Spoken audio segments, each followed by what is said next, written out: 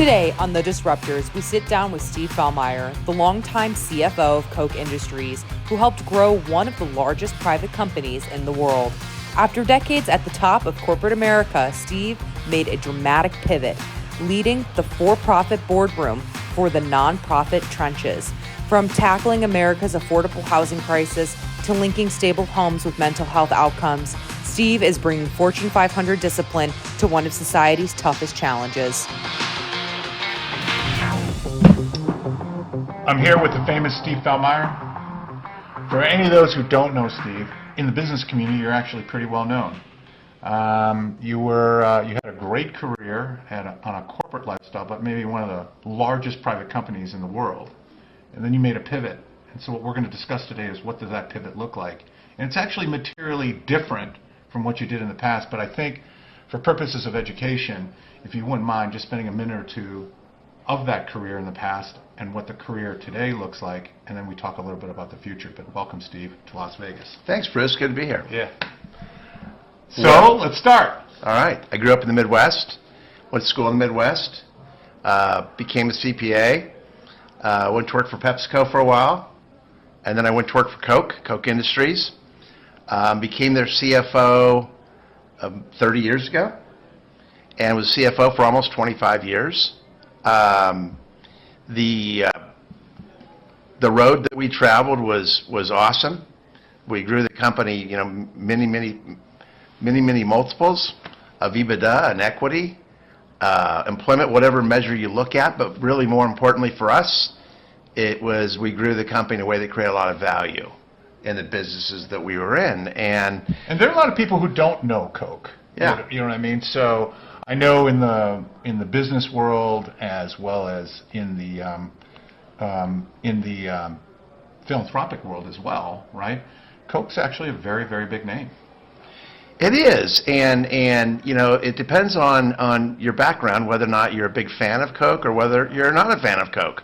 And I just have to say, Koch being one of the largest industrial companies in the world, and being in businesses that create emissions, for example, being an industrial company, I have to say early on here that Koch is one of the lowest emitters on a per unit basis in the world. If you go through every single industry we were in, the amount of emissions per unit are lower than any of our closest competitors almost across the board. And we didn't do a good job of getting that message out. They're trying to do a better job of it now, but take this opportunity now to make that point. Great. But you were basically on many for-profit boards, okay? And yeah. I would say, in essence, you were on 12 Fortune 500 companies, for lack of better explanation, all related to Koch and Koch-related situations like that. But today, you decided to kind of, not necessarily take an early retirement, but you said, kind of had enough of that. I want to make a pivot. And candidly, you surprised me because you were getting approached by a lot of Fortune 500 companies to do something for them. And you decided to go in something, and I have to admit, it kind of turned my head a little bit. Sure. And you went more into kind of the nonprofit. Yeah. So walk us through that journey. Well, if you think about the major institutions in society, there's really 5 or 6 of them. It's business, it's government, it's religious institutions, schools, not-for-profits, and then individuals. And each of these are organized in different ways to try to create meaningful value in society. And not-for-profits is an important segment of that. It exists for a reason. Most people these days seem to want everything to go to the government. They want the government to take care of them. But the government's not best suited to do a lot of things. It's best suited perhaps to do national defense, to take care of national landmarks and parks. Yeah, but regardless of that, okay, it's very divisive right now. There seems to be this kind of have and have-nots, and you just jumped right into the fire. You know what I mean? So instead of going into a philosophical discussion of what governments should do, and I mean to interrupt you, but that's, I need to interrupt you from time to time.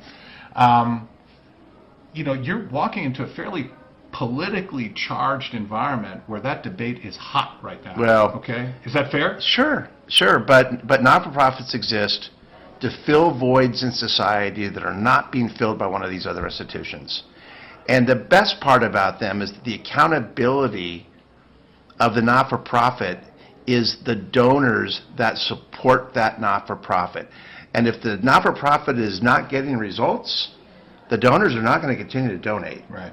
When you're a government and you just have continuing tax revenues coming in and you continue to support the same things, there's no accountability necessarily for whether or not they're getting good results or not. That's why being in the not-for-profit sector can be a really important place to be. And a discussion for another day, because I don't see enough of this, is do you think nonprofit and government should be more aligned in having more of a mission statement together? Like as kind of like a public-private kind of discussion as opposed to we versus they? Totally. And we'll talk about this later when we get to affordable housing, but public-private partnerships in that area will be really, really critical to helping to solve the problem long-term.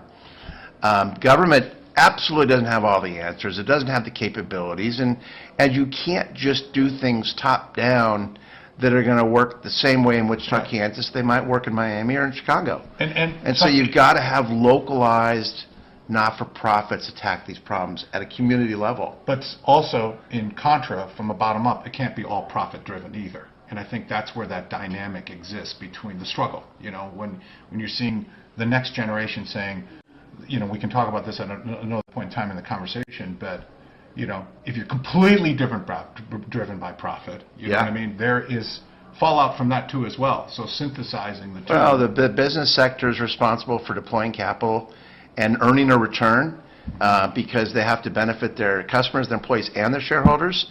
And the not-for-profit sector, you do not have to earn the same kind of return. Now, some of the principles apply. You have to create value, you have to eliminate waste, you have to do things most efficiently as you can, or else others will come into the space and fill that void. Yeah, just like in a business.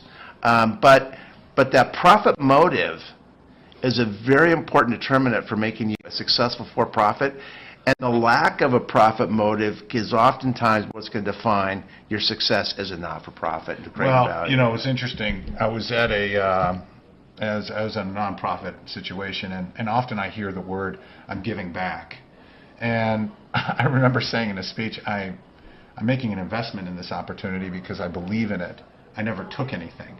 And so I have actually a philosophical conversation with individuals that I understand what giving back means, and I think it's altruistically very, very, you know, aligned and very high end. But to change that language a little bit is I never took anything either. You know what I'm saying? So 100%.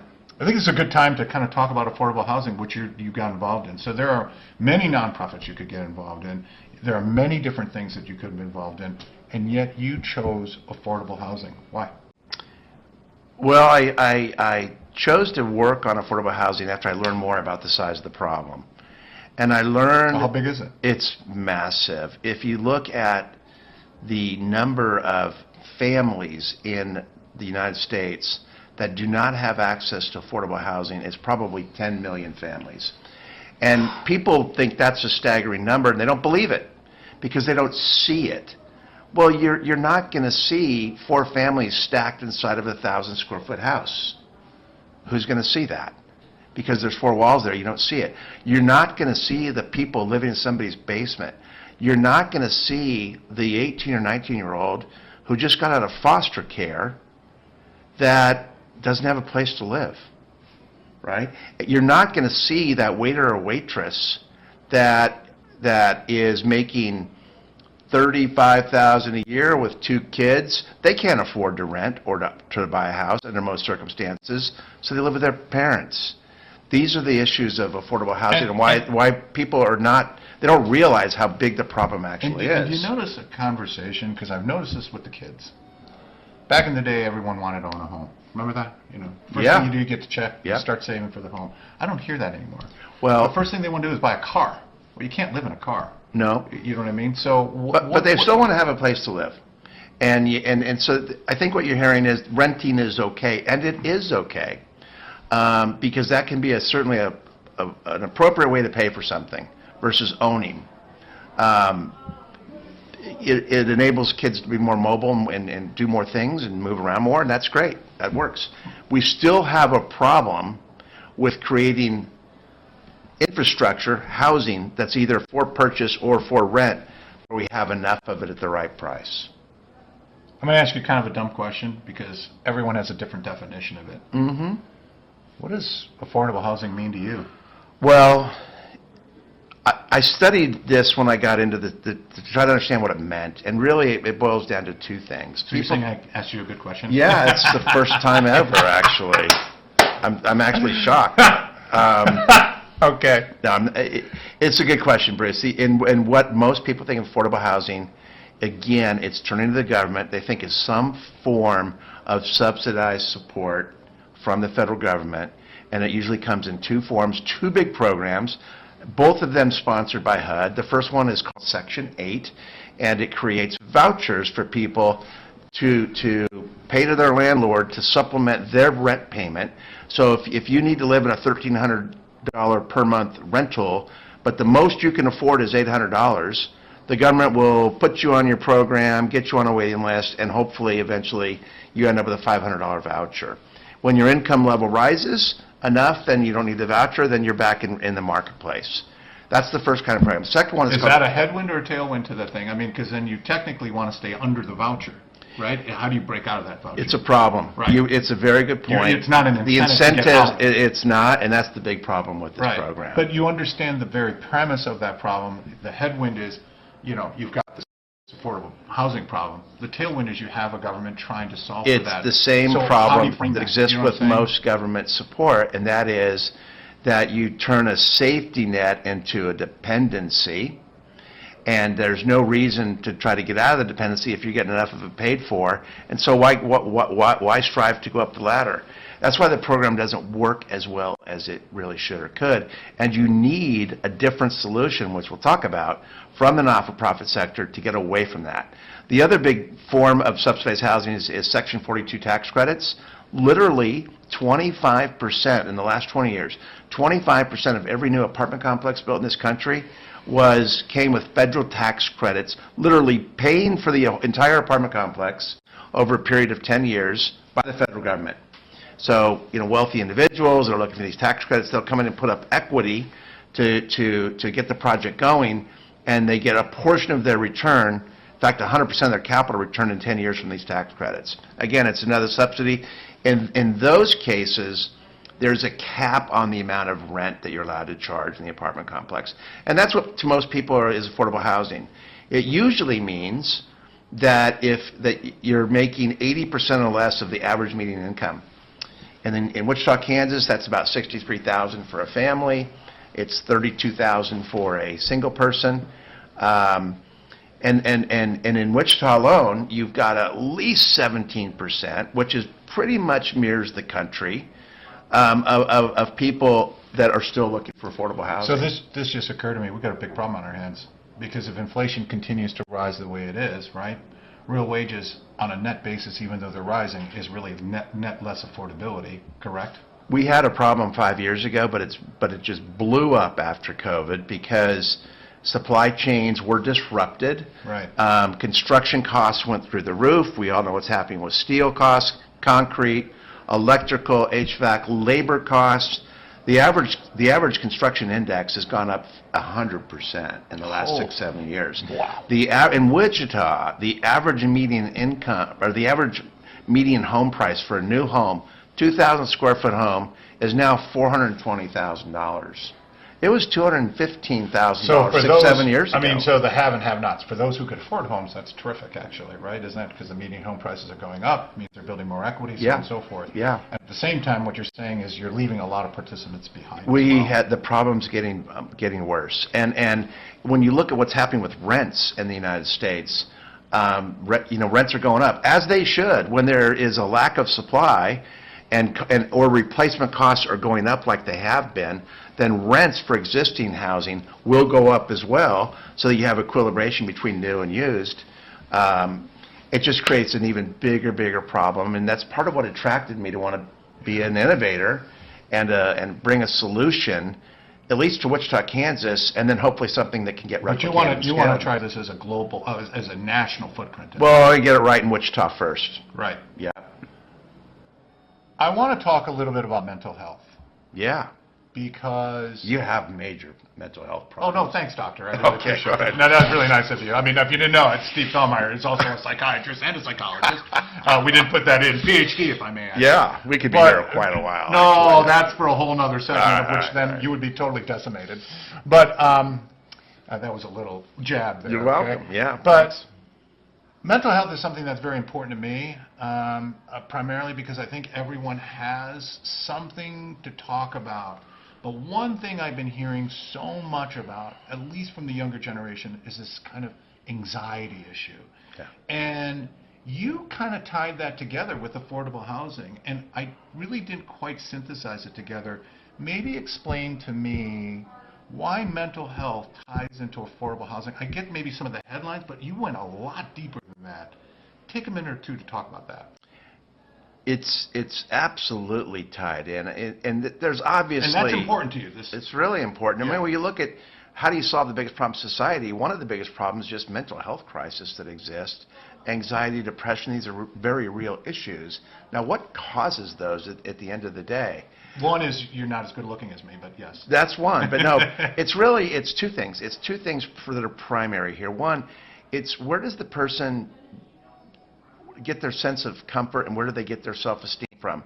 And it's you have a safe place to live and take care of your kids every night. That's one. And two, you have a job where you get fulfillment, where you're on a team and people, you feel like you're contributing in a way that's meaningful. It's not just a job where you get pay, but you look forward to going into work every day because you like what you do. You know you're creating value for your customers. Is that... You think Those that- are the two things. Yeah, If you that's don't cool. have So those do two you think- things, they're yeah, but- prerequisites to having stable mental health. Stay there for a second. Then, because this is something that came to the top of my mind, then work from home is not necessarily great.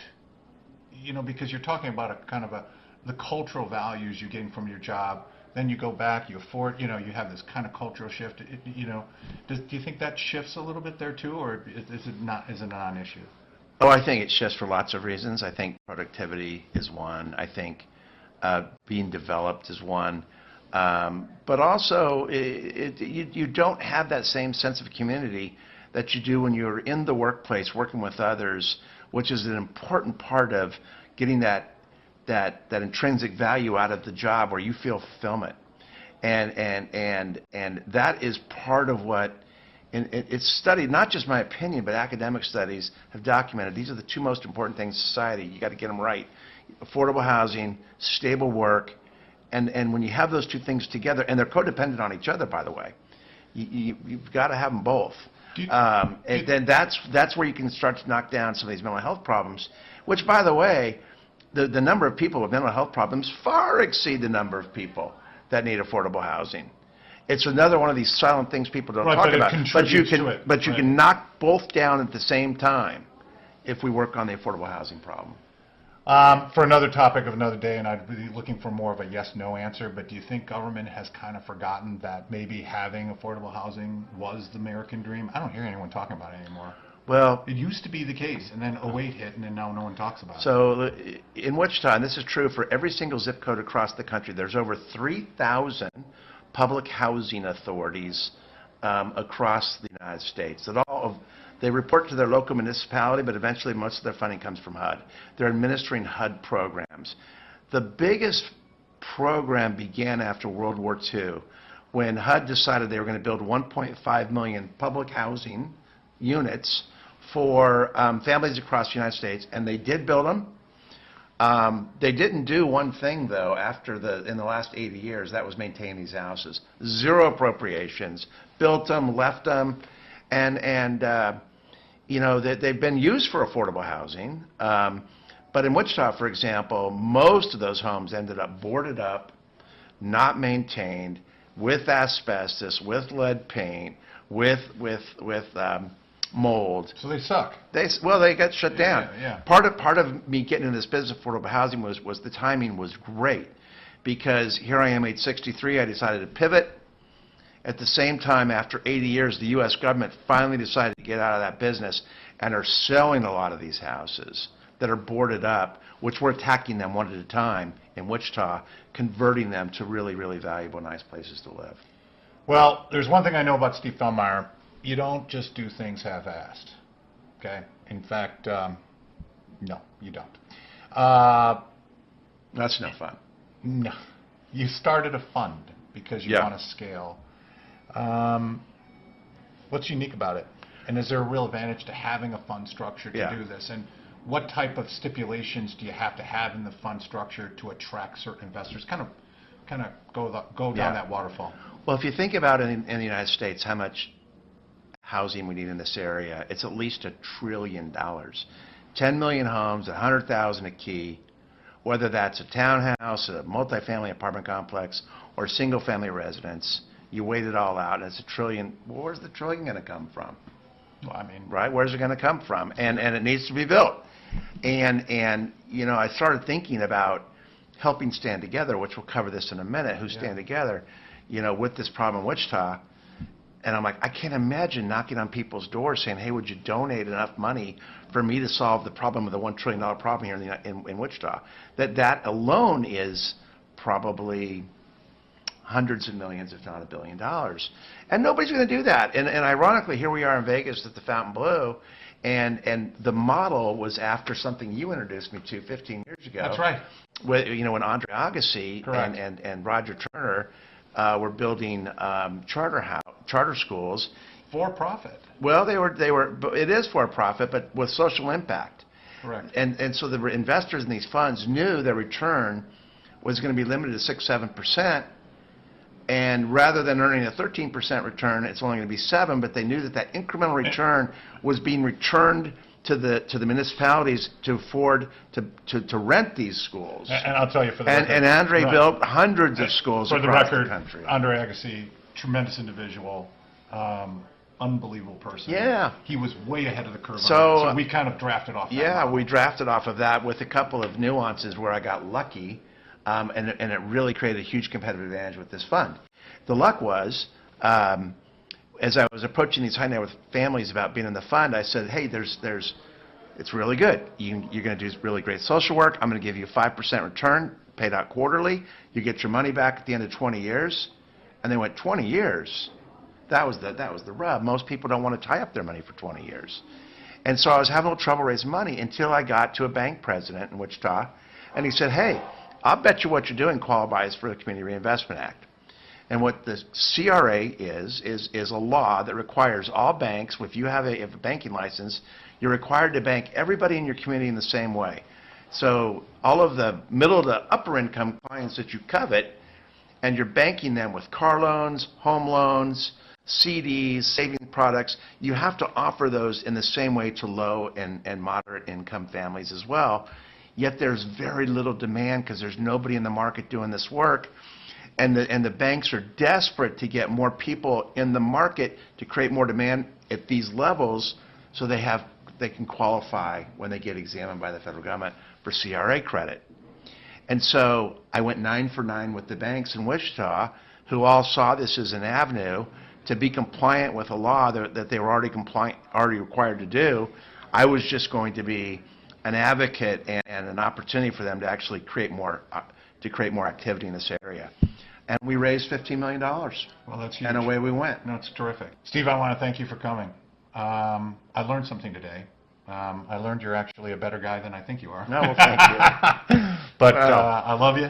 Good luck with all, and I hope to get to see one of these properties soon. You and will. Maybe we can take this particular program on the road to interview some of the people that you've impacted. That's awesome. All Thank right, brother. See you. you. See you. Bye. Changing the game, shattering expectations, rewriting the rules. Meet the new visionaries, the rebels, the ones who dare to disrupt. When you're on a show like this, we're always talking about disruption.